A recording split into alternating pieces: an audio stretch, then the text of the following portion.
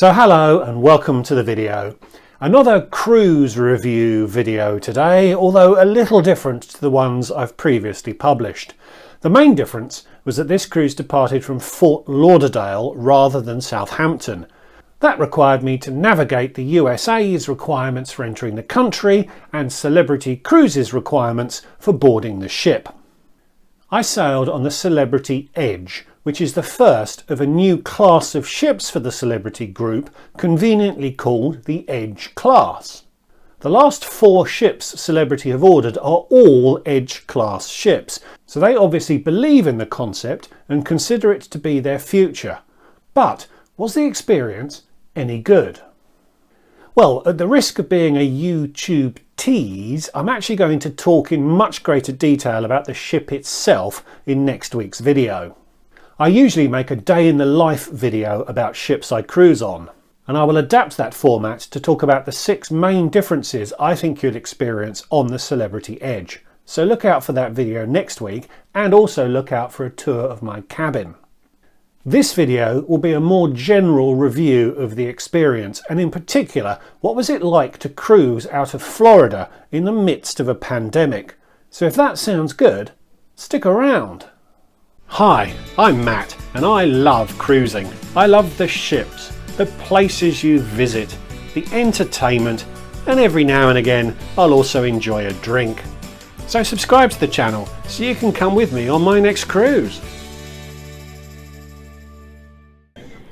I flew to the USA on British Airways, a flight I reviewed in this video, which also talks about what you need to do to enter the USA right now. The whole process of international travel may seem daunting if you're unfamiliar with it, but just take things step by step and it's really not that hard.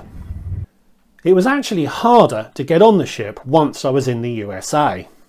Celebrity requires you to be vaccinated and to have taken a test in the 2 days before boarding.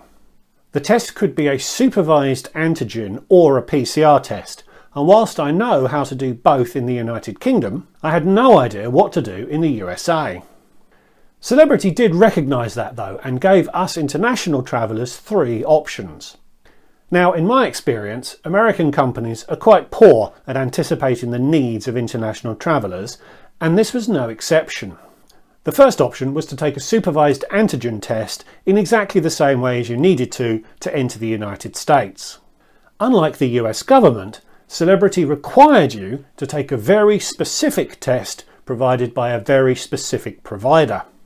That test had to be mailed to a US address about a week before you were expecting to take the test. Ideally, we would have carried a suitable test across from the United Kingdom and taken it when we'd arrived in the United States. But no, Celebrity only allowed you to take this specific supervised test.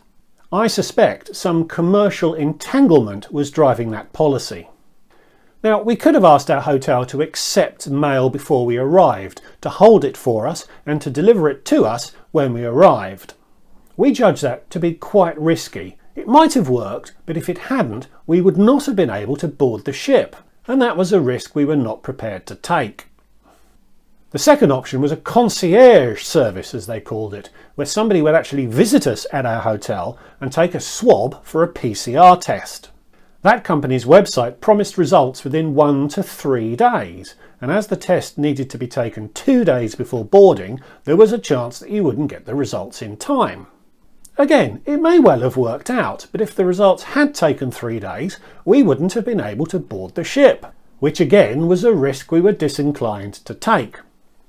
I did still try to sign up for this service, but signing up required a US address and a US mobile number to which they would deliver the results. So even if I'd wanted to pursue this option, I just don't think it would have worked for an international visitor.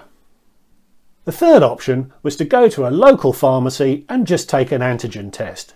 Simple enough, you'd think. Well, the CVS website is geo-blocked from the UK, so you can't see what they offer or book anything. Walgreens' website is accessible, but the nearest antigen test, which is the type Celebrity required, was only available in Virginia. You could book a PCR test in Florida, but again, there'd be a risk the results would not come back in time. So the pharmacy option wasn't a real option for international arrivals. I ended up calling Celebrity 4 times to try and sort this out, and in the end they did offer me a 4th option, which was to take a test at the port on the day of departure. Not ideal, quite expensive, but we did need a backstop option to give us the confidence to get on the plane. So we booked up to get tested at the port with the goal of finding a better option once we landed in Florida. Our first morning in the USA was therefore spent driving around pharmacies trying to get a test. This was very frustrating, as even the pharmacies offering tests didn't seem to understand the options.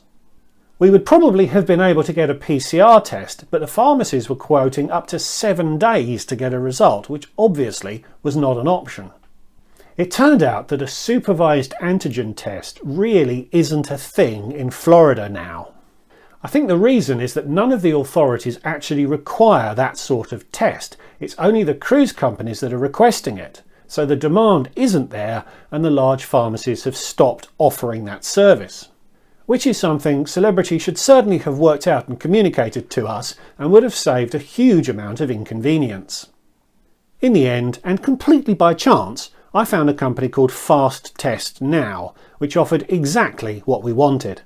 This was a smaller company which had popped up to service the niche travel market. Every customer we saw there was a foreigner trying to leave the country. They were wide open for appointments, it was a very straightforward process, and we had results in our inboxes within 15 minutes of the test. Outrageously expensive at $89 each, but as most Americans have medical insurance which covers their testing, the providers can charge what they want. We used them again for the pre-boarding test we needed to return to the UK. But the day before boarding we had negative tests in hand, and so were able to cancel the booking we had for a test on the day of departure. The whole thing was very frustrated, and I spent many hours trying to solve this problem that Celebrity had created for its international guests. So we arrived at the port quite early, actually around 10 AM.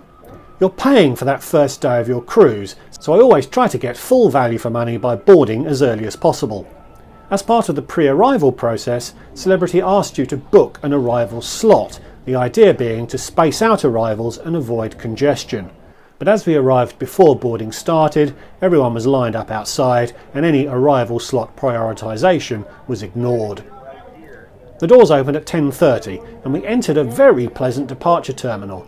I believe this was built specifically for Edge-class ships, and it was a very pleasant space, better than the usual shed you find in many ports.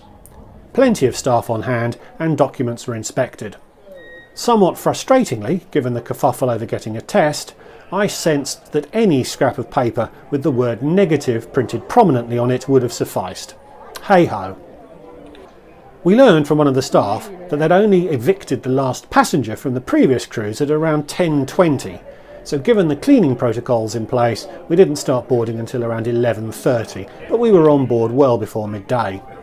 It's always a great moment when you board a new ship and see the interior for the first time, and the Edge is quite a spectacular ship. I lack the architectural vocabulary to do justice to the design ethos, but it was very warm and welcoming, far less blingy than I'd found on Princess, and far less Disneyfied than Royal Caribbean. There'll be much more on the ship itself in next week's video. So overall, I found Fort Lauderdale to be a far better embarkation port than Miami.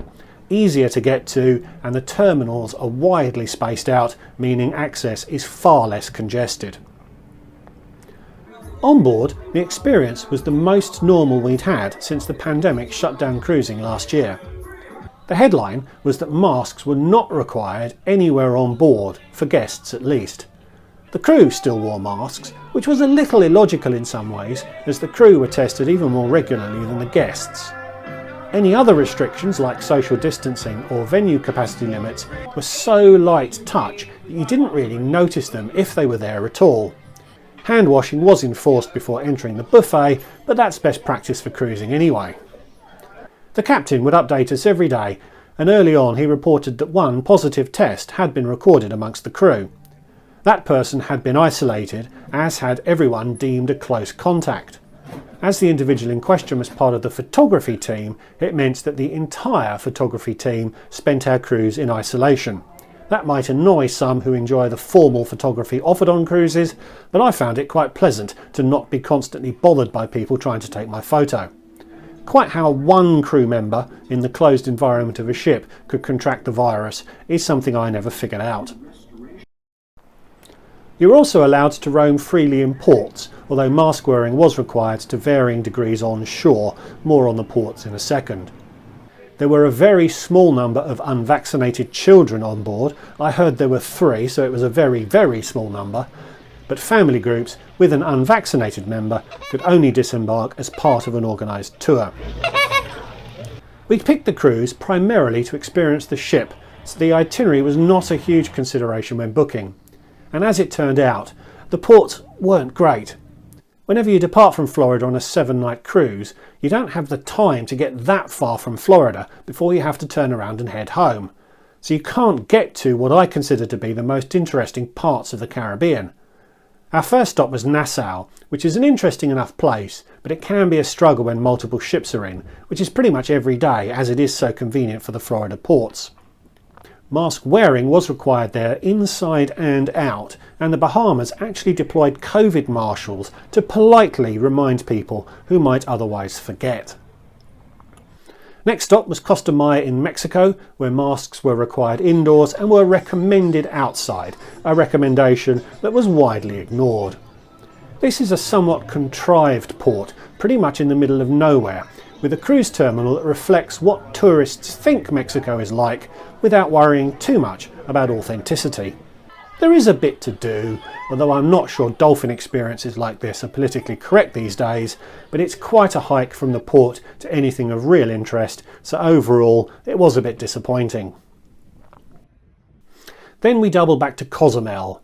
Again, we docked at a cruise terminal that was a bit contrived, as well as being a bit run down. Times have been tough, so in both Mexican ports the hassle factor was quite high.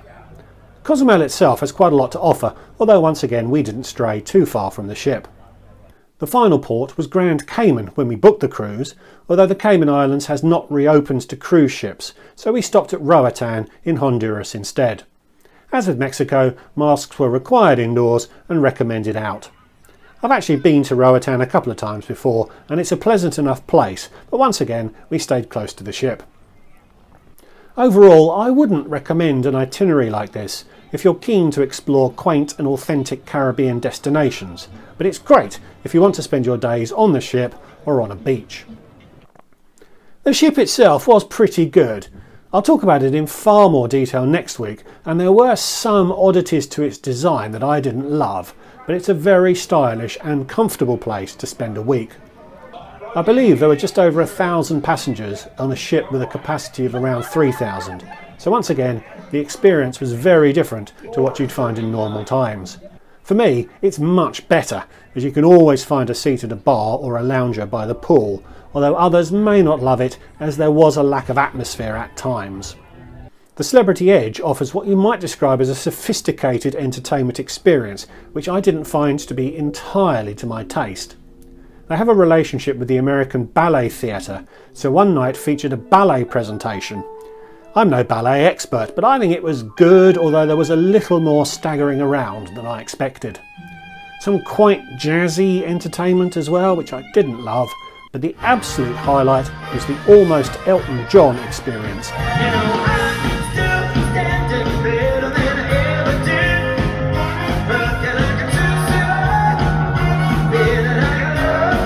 Who was absolutely brilliant. Vocally, he might even have been better than the original. Everybody, this is your song. It may be quite simple, but now that it's done. The usual production shows rounded out the nightly entertainment. More on the food in next week's video, but there was a good range of specialty restaurants as well as the main dining. I thought the buffet was particularly good. One question I couldn't get answered before I boarded is what would happen when we disembarked. Entering the USA requires a negative test, and as we had visited the Bahamas, Mexico and Honduras, were we actually re-entering the US when we got back to Florida? Would we need another test?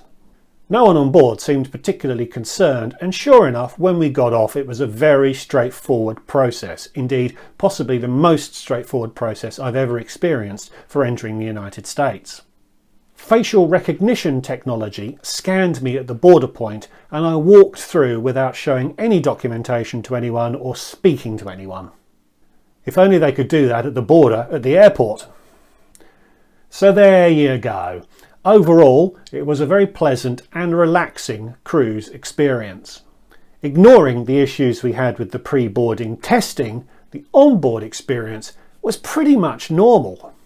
I probably wouldn't sign up to that particular itinerary again, but would I sign up for a cruise on another Edge class ship?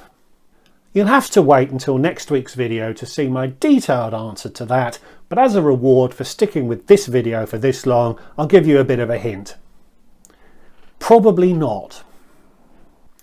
So thanks for watching. Like, comment and subscribe, you know the drill. And why not check out this video for my experience sailing with Celebrity from Southampton, or this video for my experience sailing with Royal Caribbean, also from Southampton. Until the next one, I'll see you all again soon. Goodbye.